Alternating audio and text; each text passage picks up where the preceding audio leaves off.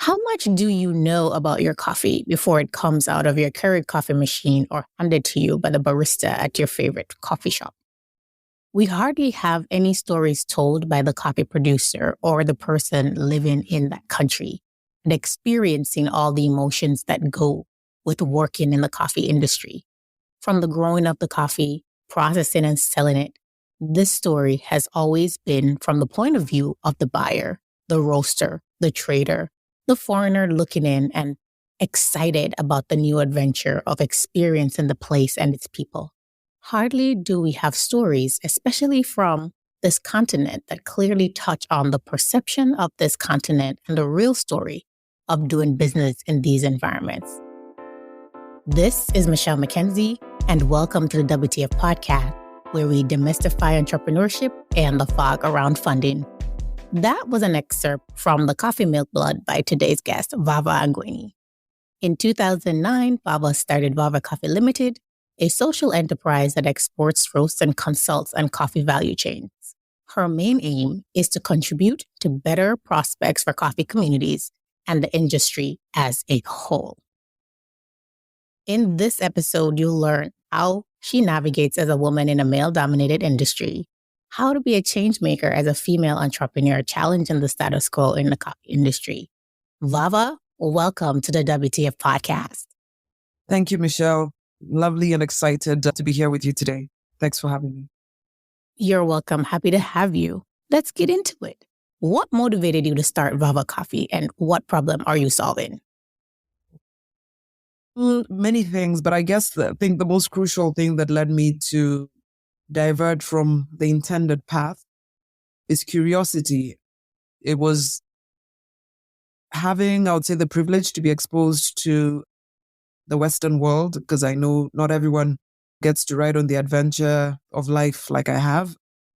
But, the days of being a student in Canada, drinking coffee from Tim Hortons and studying in a library and then starting asking questions. It was the questions around the socioeconomic sort of imbalances I saw from looking at my own grandmother who used to grow coffee when she was still around, and all the farmers that I knew who grow coffee in Kenya, and then looking at the price of coffee in Canada and in the US, and then just wondering why farmers were so unhappy and why farmers wanted to uproot coffee and farmers were literally saying that coffee doesn't pay.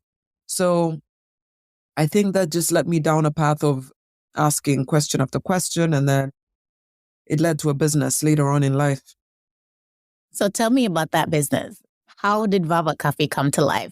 I understand your grandmother was a coffee grower, your experience as a student, drinking Tim Hortons coffee in Canada. Now, that being the motivation, how do you get from that point to starting Vava Coffee? All right, great. I forgot the last part of your question. What problem we're trying to solve? How I got to Vava Coffee was identifying a problem for my own community, which is farmers are not recognized in the end part of the storytelling, as well as farmers are being underpaid for a crop that, I don't want to call coffee a commodity, even if it's treated as a commodity. For me, it's a specialized crop, just like wine, that people should be paying good prices for the quality of the bean. However, coffee has been heavily commoditized and sold as something that also loses its traceability oftentimes.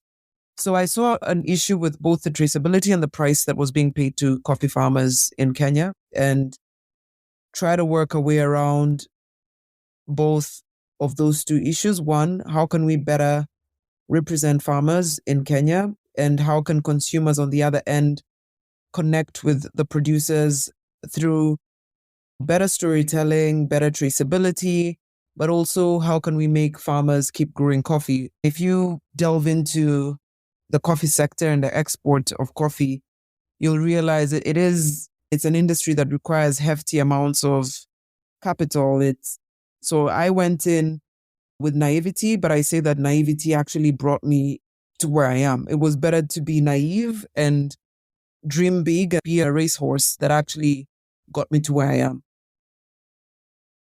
So it's a specific problem that you're solving for coffee producers with Vava. Better pay and dignified storytelling. I would say I'm solving two main issues that are pertinent to my heart is how can we have a more dignified way of representing producers rather than a colonial approach to storytelling? Because oftentimes, like you may have read that excerpt from the book, the story is always told by the person that's doing the hunting, the person that's coming to source from Africa, from Latin America. And the producer's voice is often forgotten, and there is always the power play within this. There's always that power play dynamic whereby it's an extractive type of industry rather than one that is symbiotic for both parties that are in this transaction. And of course, what's close to my heart is I don't want to call it fair because I believe we've done more than fair for a lot of the producers we work with. And in as much as people identify and recognize words like fair trade, I believe the world as a whole, even consumers, can do better than fair because producers require more than fair. Producers require honest pay, like they require that their cost of production is covered. It's a business like any other business. Nobody should be running a business and going at a loss. So, yeah. So, as a woman in agribusiness, tell me about your entrepreneurship journey. What are some of the challenges that you faced and how did you overcome them? Well, first of all, I would say starting from the sheer fact that I'm in agribusiness is, of course, even a sore fact for my entire family. When I studied math, I'm a mathematician and statistician and mathematician and economist. So I grew up in a family of a middle class Kenyan family that I was never expected to say, hey, I'm going to go work with farmers. That was not the expectation. So problem number one was me ditching all the degrees that I got to get into agribusiness. So that did not sit well with my family. And it's an issue that to date is still an issue, although I would say nowadays they respect me a lot more just seeing the progress and everything that I've managed to overcome and do. The other thing is, of course, I think being female in a lot of societies is in itself just presents be it a threat or I don't know, like it makes certain people and men and women alike. I would say that the problem is really not with just the men that are in the industry. It's when you're a woman that really knows what you want and how you want to go about it, and you're not afraid to express your opinion, it's often a problem with a lot of people because we're raised in a society, especially in Africa, where a lot of us as young girls growing up, you're taught to be polite, you're taught not to raise your voice, you're taught to not be so opinionated, so that maybe in the end you can get a husband and I don't know, have kids and whatever. So those are the things you're told growing up, but then you go explore, discover the world, and you come back with an idea to start a business. And in coffee, which is a white man's world, very patriarchal, and even in Kenya, a lot of the coffee companies are run by white men. It's multinationals that really run the trade, and all of them headed by white male figures. So starting out in Kenya as a woman that wanted to export coffee and being a Kenyan woman myself was already like, and was shocked and surprised. And I'm like, how does she think she's going to navigate this? So, but to a lot of people's surprise, I'm not going to lie, it's not been easy, to be honest. And of course, I've had to also collaborate with peers in the sector to actually be where I am because there's only so much I can do as a small, medium enterprise, given I also don't have access to the capital that the bigger companies have. And in this business, if you're not doing volumes, if you're not putting yourself out there, then it's not just playing small, you're really not going to survive. Like you sell 20 bags and then shut your business and go home because it requires a lot of money to trade coffee. Right now, we're in what is traditionally known as Kenya's prime coffee harvest season. It's called the main crop season, where everyone is now looking towards ordering all the great Kenyans and all of that. There's a couple of things I've mentioned, from capital to knowing what you want, but then just being perceived as know your place as a woman, to walking the path that is less traveled and going against the grain, which a lot of people do not expect a woman to do, especially a young or old, whatever. As a woman, you're really expected to follow a certain trajectory that leads you to a safe place whereby you risk nothing. You've got your regular salary, you've got a husband, you've got kids. The story that we're all told, I guess, growing up as young girls. And I would say one of the greater obstacles that maybe is not really put out there is just racism within the industry. There's racism in coffee. And when you're a Black woman and you're trying to sell coffee from Kenya, oftentimes some people don't believe that you know what you're doing because they feel like they would rather believe their fellow person, the expat living in Kenya who's running the multinational. They believe them more than someone who's grown up in that country trying to sell them the coffee because, they apparently invented the coffee trade. They know Kenya better, apparently. So when I got into coffee, I learned the subtle nuances that I felt when I was in a room and you're trying to market your company, you're going for a trade show, but people look at you as this young person who really, and they're like, I don't think she can manage the risk or whatever. So they bypass you and go buy coffee from someone they can have an easier conversation with. So I think a lot of people sometimes choose easy things rather than the right thing. And for me, I've always tried to correct that and be like, you're choosing easy rather than right. So trying to correct those notions has been work.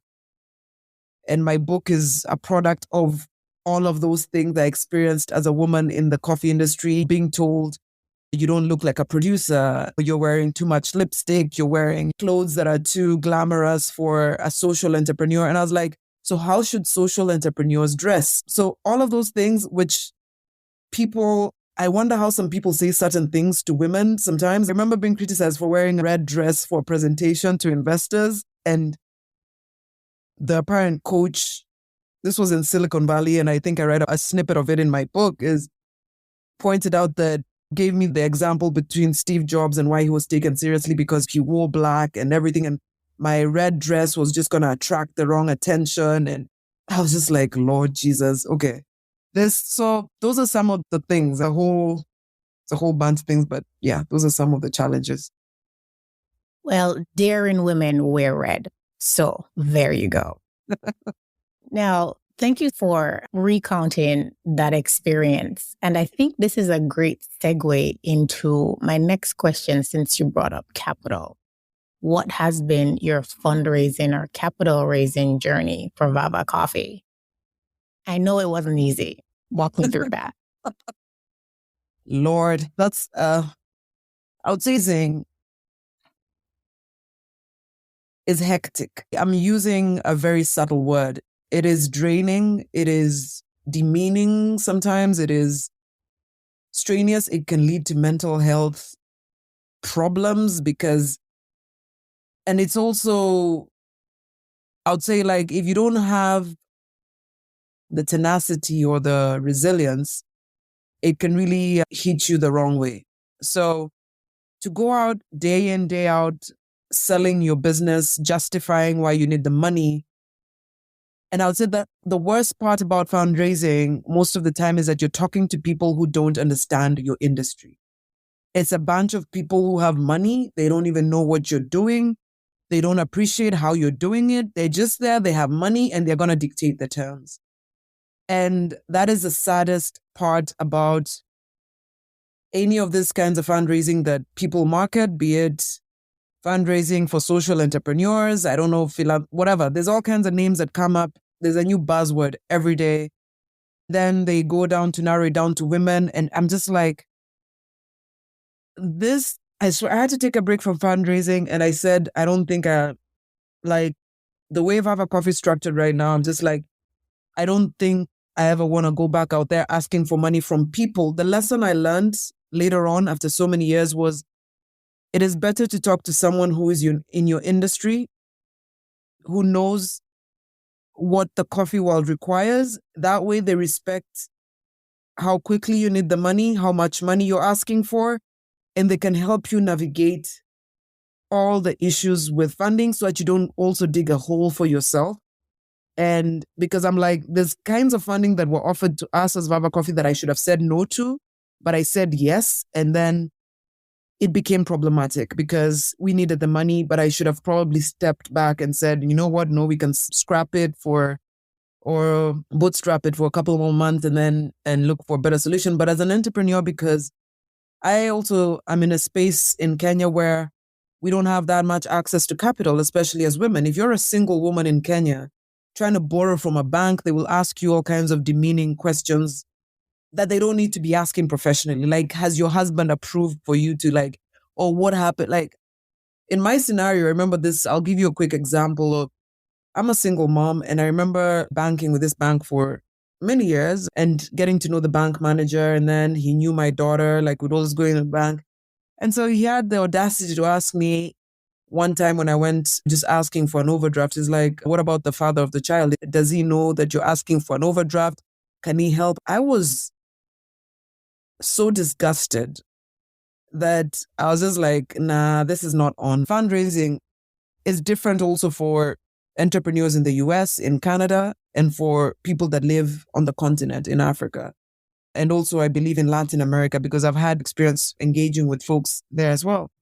So for me, it's one of the toughest things as an entrepreneur and as a business owner to keep asking people for money. If I could never go out asking for money, that would be the best thing. In essence, there are periods of how Vava Coffee's journey has happened that I've had to take massive breaks from going out. In fact, after so many years of doing the whole soca parading, I say it was me parading myself. You're like in a show and you make yourself pretty, you make your presentation pretty, and you go out just hitting people up for money and hoping they listen. But it's not been easy. And I feel this is some of the feedback that I gave some folks who asked for feedback when I went through some of those social entrepreneurial programs and everything. I was like, please bring investors on board that sort of have a clue about what certain industries require and I know that a lot of export-oriented coffee companies that have been funded by big VCs or whatever that later on collapsed because they just were not speaking the same language. It was just like, I've been funded at some of the highest levels of like government funding from outside of Kenya, but the fight that I had with our funding entities was, you guys are just trying to tick a box and you don't understand our needs as entrepreneurs. When an entrepreneur says they need to pay suppliers, they need to pay producers, especially in Kenya, in 7 days of bidding for coffee, those guys they would sit on our money for 60 days and we would incur fines. In the end, we pay the fines ourselves because they're just like, hey, it's government policy. What can we do? But I was like, we got into this relationship so that you guys can help us become better. And the report writing, the whatever, I came to understand that there's kinds of funding that I will never go after. Grant funding is not for everyone. There's certain sort of funds that I will never touch again. There's a way that you can feel out folks when you're asking for money, like the kind of questions they ask. And I feel that as entrepreneurs, we don't ask enough questions. We're there receiving or being bashed. Someone is like critiquing your business plan saying, this is not like, you need to add more data to this and whatever. And I'm just like, a lot of us entrepreneurs are also too shy or we're too nice about vetting the VCs and the investment funds because there's a whole power play situation there. And I think a lot of us don't ask the right questions or don't ask enough questions. And someone can be stringing you along for 3-4 months and then drop you like you didn't matter. And yet they've taken your time. You've had meeting after meeting after meeting. So after you go through certain experiences that just open up your mind and you're like, listen, this is not for me. I will not do this. Yeah, that's the short version of it. I know I was listening patiently, but I know that could have gone on much longer because it's been an experience over a period of time. Something I learned from a wise person I recently interviewed on this podcast about how he realized that he was fundraising incorrectly and it was a mindset shift that was required. When he realized that you got to approach this thing where you are the big deal, right? You are the deal. You are the one presenting them with an opportunity to make money and not you being there to ask for money. I am presenting the opportunity to make money. And that's a mindset shift. And it's also a power shift, right? Where you're taking some of your power back. I'm not here on my knees. I'm not asking for a handout. I'm here presenting you an opportunity to make profits and a return on your investment. And I think that's a powerful shift, a really powerful shift. Yeah. And when you were talking about bank loans and going to the bank and what that banker said to you, I wish I could act as if I'm surprised, but I've spent so many years working across Africa that I know that stuff happens. And someone listening to this might be like, all shocked and outraged, like, how can we ask for that? But unfortunately, that's an unfortunate reality for women entrepreneurs, particularly on the continent. But those things happen to women all over, getting inappropriate types of questions when they're just out there trying to run a business. Yeah. Mentioned Latin America. And so I think that's a good transition point for you to talk about Gente del Futuro. Yeah.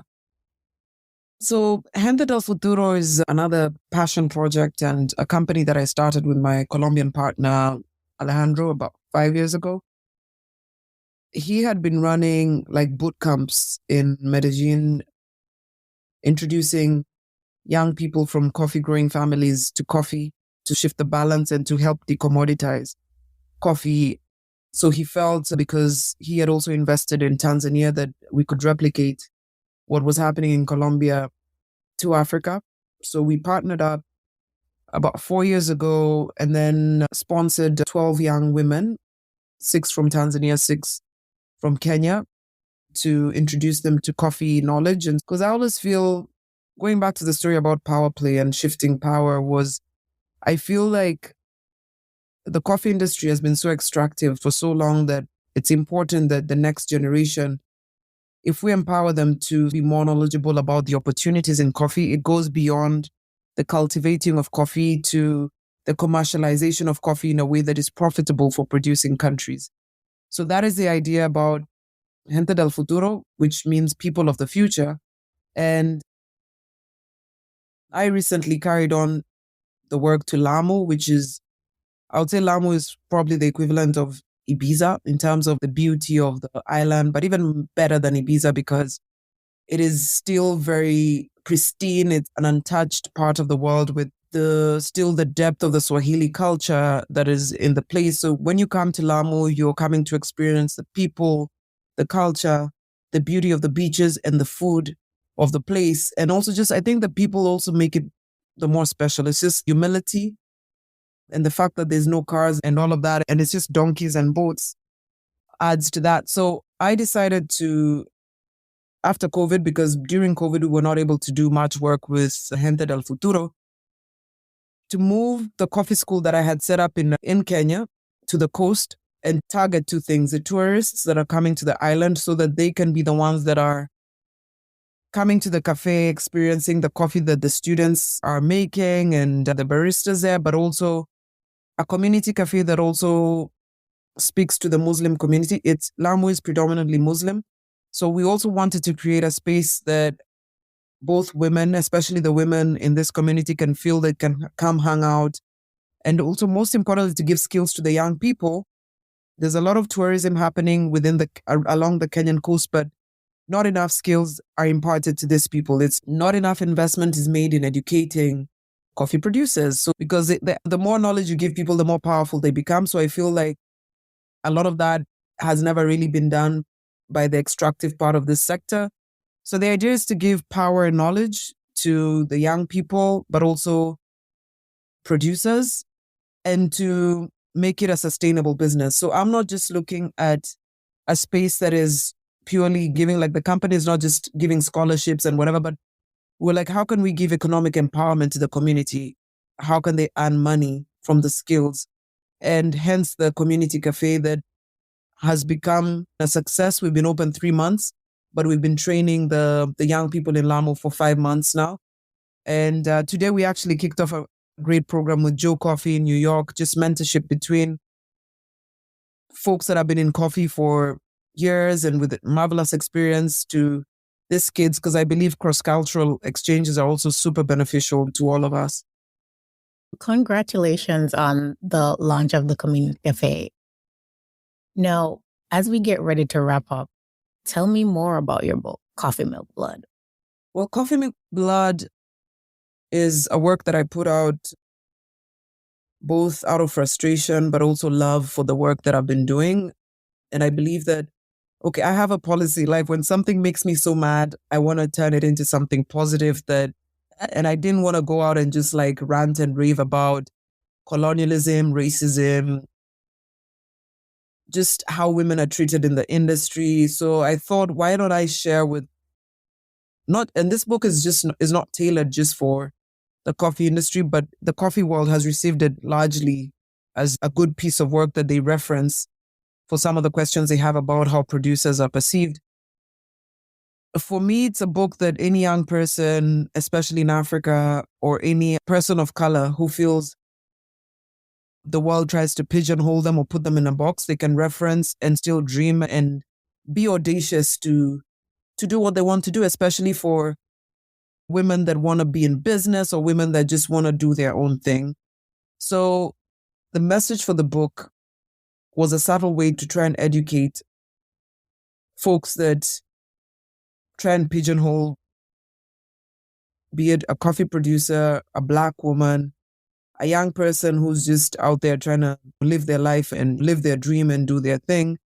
Because sometimes some conversations I've had with folks who are both in the industry or folks that I meet who are white folk, some of the questions they ask are just off. I'm putting it politely, like just questions that are off, or some comments they make about women. And from the point where someone told me once that I don't dress like someone who works with producers, and this was in Seattle. I remember we were at a coffee show and someone just told me, no, I'm dressed up too nice to be a coffee producer or be working coffee as a producer. So I was like, okay, let's just show you what we do in Africa. This is when you're on the farm, of course, you dress differently, but when we're going out, be it on occasions or Sunday best or whatever, and this is the beauty of Africa, we bring fashion, we bring beauty, we bring all of these things that the world celebrates came from the continent. So I wanted to put it out there, but also educate the audience on the fact that producers have voices and our voices need to be heard, and people should not be pigeonholed. Like, we're different, yes, and I don't have to fit in your box. So this is a story about us, by us, as the book says on the cover. And for once, the story is being told from the point of view of someone in coffee, from a producer's perspective, and not from the gaze of the person sourcing the coffee, who's usually white male or white female coming to Africa or coming to Latin America, taking photos and taking our story to the rest of the world without our voice being heard. So for me, it's just placing importance on the fact that producers' voices are important, and this is one way that we would like to be perceived, but we're many more things than what you think we are. Vava, I love that. And it's always so curious when people make statements on your attire and what you're supposed to look like because you work with farmers. If you're in Seattle at an event, you're not on the farm. What should you have worn to meet their expectation in such an environment? What motivates you, Vava, to continue carrying on the work that you're doing with Vava Coffee and Healthy del Futuro? For me, the greatest motivation has been, first and foremost, it's the producers who come back and say, thank you. The fact that there's people looking to work with us every day. But most importantly, when I find a farmer is happy or a young person is grateful for having encountered or met us, and they're grateful for what they're learning, it's realizing that there's an importance in the work that we're doing. When people come and say, thank you, I learned something, I'm glad we met, stuff like that is what keeps me going. The stress that has come with this job has been so much I would have given up a long time ago. The other thing, of course, if I could say two things, it's one, it's of course those folks that always come back and say, hey, awesome, big up, you're doing amazing things. And also realizing that we're actually making a difference in the producer's paycheck. If I wasn't making a difference in any of these prices that I'm talking about that producers are getting, then I would not be in the business. The other thing, of course, is just realizing what my purpose is in life. I think the more that I got to know myself, the more that I've learned about who I am, and also realize that I don't have to, copy paste what other people are doing, my peers and whatever. Just knowing myself better has actually kept me going. I believe we're all here for a certain purpose and we have a mission to fulfill. So I'm still trying to finish that mission. Those are great concluding words, Vava. Thank you so much for stopping by the WTF podcast. To my listeners, I hope you enjoyed this episode. Don't keep good content to yourself. If you enjoyed this episode, let me know, write a review, and share this episode with 3 friends because sharing is caring, right? So make sure that you subscribe to the podcast at its home on the Alive Podcast Network. And make sure that you follow the podcast on Instagram at Words of Funding _ and follow the podcast on LinkedIn at Words of Funding Podcast. And also follow me, your host, on LinkedIn, Michelle J. McKenzie. New episodes stream on Fridays. See you then.